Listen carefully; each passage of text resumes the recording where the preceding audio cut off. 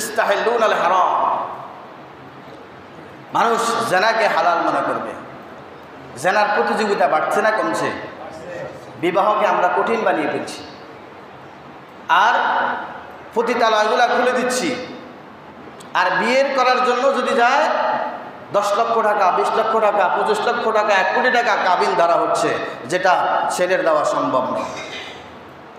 বিয়ে করতে গেলে স্বর্ণ দিতে হবে 5 ভরি, 10 ভরি, 15 ভরি, 20 ভরি। এক ভরির দাম বর্তমানে 1 লক্ষ টাকা। তাহলে মনে করেন 5 ভরি স্বর্ণ দিতে হলে 5 লক্ষ টাকা যুবকের থাকা দরকার। আসেনি যুবকের 5 লক্ষ টাকা? একদিকে মোহর দিয়ে নির্যাতন করা হচ্ছে, অন্যদিকে স্বর্ণ গহনা দিয়ে নির্যাতন করা হচ্ছে। আমরা শুধু দেখি নারী নির্যাতনটা দেখি, পুরুষ নির্যাতন হচ্ছে সেটা আমরা চোখে দেখি না। নারী নির্যাতন চোখে দেখি, যে যৌতুক চাইলেই নারী নির্যাতন। আরে ভাই, যৌতুক কত দেন? 1 লক্ষ টাকা, 2 লক্ষ টাকা, এর বেশি তো দেন না। কিন্তু অপর দিক থেকে যে ছেলেটার উপরে 5 লক্ষ টাকা, 10 লক্ষ টাকা দিয়ে মোহর চাপিয়ে দিচ্ছেন, সেটা কি হচ্ছে? আপনি ছেলের ইনকাম সম্পর্কে তো আপনার ধারণা থাকতে হবে, যে এই ছেলেটি কামায় কত, মাসে কত কামায়। 10,000 টাকা বেতনে চাকরি করে, 15,000 টাকা বেতনে চাকরি করে, 20,000 টাকা বেতনে চাকরি করে। এই ছেলের দ্বারা সম্ভব ওই মহিলাকে 5 লক্ষ টাকা মহারণা দেওয়া? কথা বলেন। তাই এই যে আপনি যে তার উপরে চাপিয়ে দিচ্ছেন একটা জিনিস, এটা কি জুলুম নয়? এটা কি অন্যায় নয়? তো এই এখন কাবিনর সে জোগাড় করতে পারছে না, বিবাহ করতে পারছে না, ওদিক দিকে তার যৌবনের আগুন তো জ্বলছে। এখন যৌবনের আগুন তার নিভাতে হবে না, এজন্য সে পতিতালয় করছে, পরকীয়া করছে। তাহলে একদিকে আমরা জানার দরজাকে খুলে দিয়েছি, অন্যদিকে আমরা কি করতেছি? বিবাহটাকে কঠিন বানিয়ে ফেলছি। তো এই জন্য বিবাহটাকে যত কঠিন বানাবেন, তত জানার দরজা খোলা যাবে, অবাধে চলাফেরা তত সহজ হবে। শুধু ফাঁক তালাশ করবে, কোন ফাঁকে দিয়ে কী করা যায়। তো এই জন্য রাসূলুল্লাহ সাল্লাল্লাহু আলাইহি ওয়াসাল্লাম বলছে, তোমরা বিবাহকে সহজ করো, আসান করো। এক সাহাবী বিবাহ করবেন, তার কাছে টাকা নেই। বলতেছে, তোমার কি টাকা নেই তোমার কাছে? বলে না। বলে, কত আছে? আমার কাছে টোটালি নেই। তখন রাসূলুল্লাহ সাল্লাল্লাহু আলাইহি ওয়াসাল্লাম বলছে, যে মেয়েকে আমি তোমার সাথে বিবাহ দিতে চাইছি সে কোরআন পড়তে পারে না, তোমার মোহর হলো তাকে কোরআন শিখিয়ে দিবা। সুবহানাল্লাহ। তোমার মোহর হলো তাকে কি করবা? কোরআন শিখিয়ে দিবা। বলেন, এটা সহজ না কঠিন? সাহাবী কোরআন পড়তে পারে, মেয়ে কোরআন পড়তে পারে না।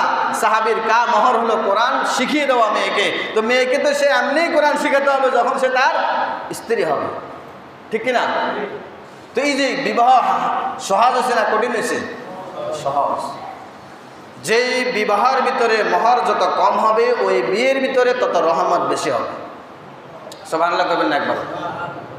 এবং আপনি যে সন্তানের সাথে আপনার মেয়েটাকে বিবাহ দিতে চাইছেন বা চাচ্ছেন, ওই সময় আপনার খেয়াল রাখতে হবে, আমার এই যে যাকে আমি আমার মেয়েটার কাছে যাকে হাওলা করতেছি, আমার মেয়েটাকে যার কাছে আমি হাওলা করতেছি, তার ইনকাম সোর্স কি? তাকে আমি কয় লক্ষ টাকা মহারণা ধরলে সে আদায় করতে পারবে? যদি মনে করেন 50,000 টাকা মহারণা ধরলে আদায় করতে পারবে, এর বেশি পারবে না, তাহলে 50,000 ধরতে হবে।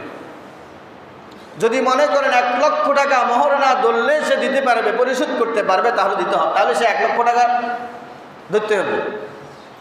হ্যাঁ, যদি কেউ 5 লক্ষ টাকা মহারণা দেওয়ার অধিকার থাকে, তৌফিক থাকে, তাকে 5 লক্ষ টাকা মহারণা আপনি ধরতে পারেন।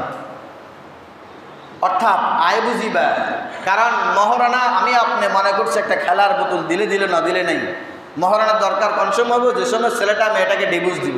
আমাকে উদ্দেশ্য আগের তুলে খারাপ। উদ্দেশ্য কি? আগের তুলে খারাপ। মেয়েটাকে ডিভোর্স দিলে হাতের কল্লা চাবি ধরুন কি দিয়ে? মোহর দিয়ে।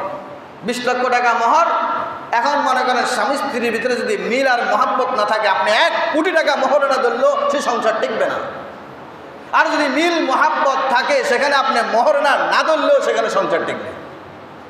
তাহলে স্বামী স্ত্রীর মহাব্বত আর ভালোবাসা, এটা স্বর্গীয় এক অনুভূতি।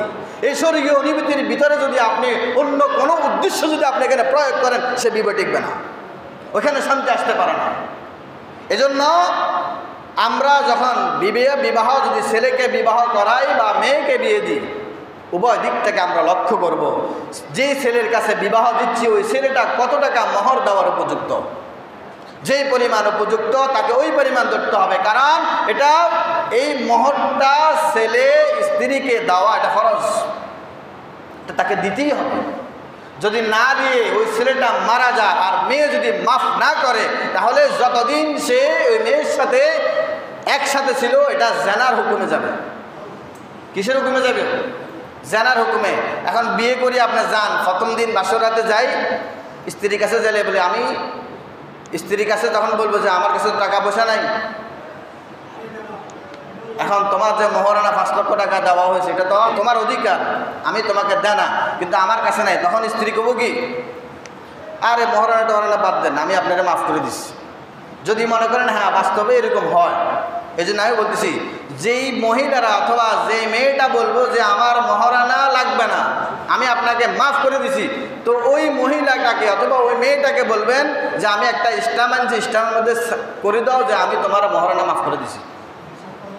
বলেন এইরকম যদি আপনি একটা স্ট্যাম্প নিয়ে মেয়েকে বলেন যে তুমি এখানে লিখে দাও আমি আমার স্বামীর যত মহারানা ধরা হয়েছে এটাকে আমি মাফ করে দিচ্ছি, কোনো মেয়ে দিবনি, তাহলে মাফ হলো কেমনে?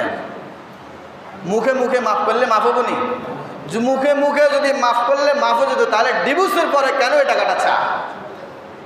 আর এই টাকাটা যদি চায় তাহলে সে এই টাকাটা পাওয়ার জন্য তার মনের ভিতরে সবসময় জল্পনা আর কল্পনা, তাহলে এই মেয়েটার সাথে যে সে ঘর করতেছে এটা কিসের হুকুমে যাবে? বলেন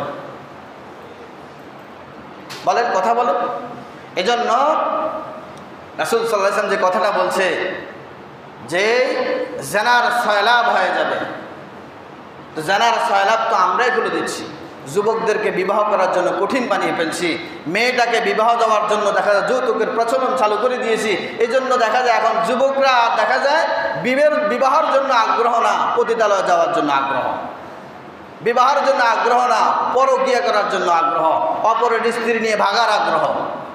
কারণ অপরের স্ত্রী নিয়ে ভাগলেও তো টাকা পয়সা লাগে না, মেয়ের কাছে যে টাকা আছে এই টাকা নিয়ে যেতে পারতেছে সে।